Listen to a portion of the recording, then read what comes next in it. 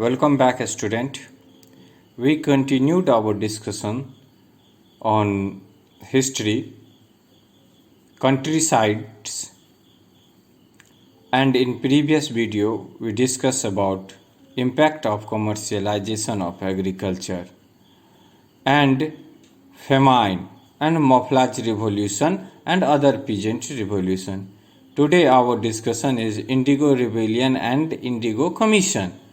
In 1859, lots of Rayyat are denied to cultivate indigo. 1859 में बंगाल के हजारों रैयतों ने नील की खेती का विरोध किया और विरोध करने के लिए वो तलवार, भाला, लाठी इन सब का इस्तेमाल किए। वो महिलाएं भी इसमें पीछे नहीं रही और महिलाओं ने भी उनका साथ दिया। किस चीज़ के लिए? बर्तन, जो उनका खाना बनाने का बर्तन था उनको लेकर के वो इस लड़ाई में कूदी। तो इस लड़ाई में उनको लोकल जमींदार और विलेज के जो हेडमैन थे वो भी इनको समर्थन दे रहे थे। क्यों? क्योंकि इनके आने के बाद रैयत का जो जमीन था वो ज़्यादा से ज़्यादा कंपनी या ये जो नील की खेती करवाते थे वो ले लेते थे। तो इससे क्या हुआ कि जमींदार सबका भी स्थिति जो था वो अच्छा नहीं था। तो इस लड़ाई को देखते हुए कंपनी जो है वो एक और बड़ा विद्रोह नहीं चाहती थी। तो उन्होंने क्या किया, एक इंडिगो कमीशन की स्थापना कर दी गई। इंडिगो कमीशन ने ये पाया कि जो ये नील की खेती है वो रैयत के लिए प्रॉफिटेबल नहीं है और उन्हें आदेश दिया कि वो जो अनुबंध, जो कॉन्ट्रैक्ट वो बनाए हुए हैं वो उसको पूरा कर दें और इसके बाद वो चाहे तो वो खेती नहीं कर सकते हैं। अब इस बात को उन्होंने ये जाना कि महारानी विक्टोरिया ने ये कह दिया कि अब नील की खेती जो है वो जरूरी नहीं है, हम चाहें तो नील की खेती अब नहीं कर सकते हैं। क्योंकि 1857 के विद्रोह के बाद ब्रिटिश दूसरा विद्रोह नहीं चाहते थे। उन्होंने इंडिगो कमीशन की स्थापना की और इंडिगो कमीशन ने किसानों के फेवर में नोटिस जारी किया कि नील की खेती के लिए आप मजबूर नहीं कर सकते हैं रैयत को।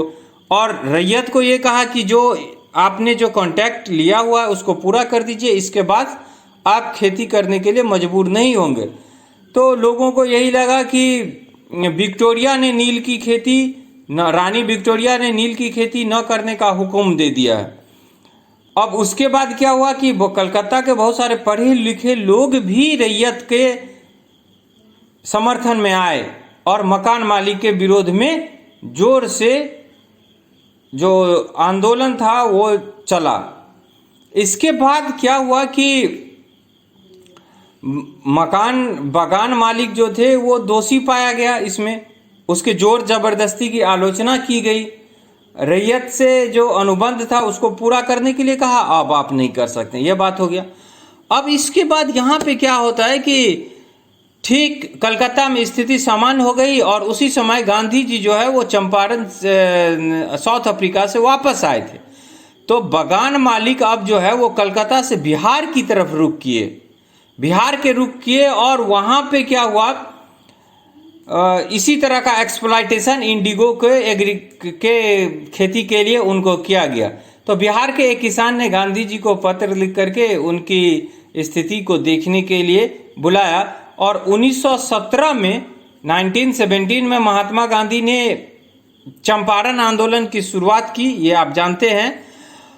अब यहाँ पे क्या होता है कि इसी समय में एक टर्म आया कि इस समय में खास तौर से ये बात है कि चूंकि बहुत सारे इंडिया के और चाइनीज के लेबर को प्लांटेशन के लिए दूसरे देश ले जाया जाता था, रेलवे के कंस्ट्रक्शन के लिए, प्रोजेक्ट के लिए, और उनसे एक कॉन्ट्रैक्ट भराया जाता था जिसके कारण उनको बॉन्डेड लेबर या हिंदी में बोलेंगे तो गिरमिटिया मजदूर या अनुबंध पर आधारित मजदूर ये नाम दिया गया। तो ये जो लेबर थे वो कहाँ से ज़्यादातर ले गए? तो उत्तर प्रदेश, बिहार, सेंट्रल इंडिया से। और ब्रिटिश के कारण कॉटेज इंडस्ट्री जो था वो खत्म हो गया था, इनको रोजगार नहीं था, तो वो अपने देश से दूसरे देश में भी जा कर के काम करते थे। साहूकार के द्वारा वो हैवी कर्ज, ओवर बर्डन हेड। तो उसके बाद क्या हुआ कि कहाँ वो जाते थे, किस कंट्री में? तो एक नाम है सैलोन, ये श्रीलंका का पहले का नाम है। मलाया, मॉरिशस, आप जानते हैं मॉरिशस में बिहार के लोग बहुत ज़्यादा, वहाँ भोजपुरी बहुत ज़्यादा बोली जाती है। और फिजी, कैरेबियन आइलैंड वगैरह यहाँ तक भी जाते थे।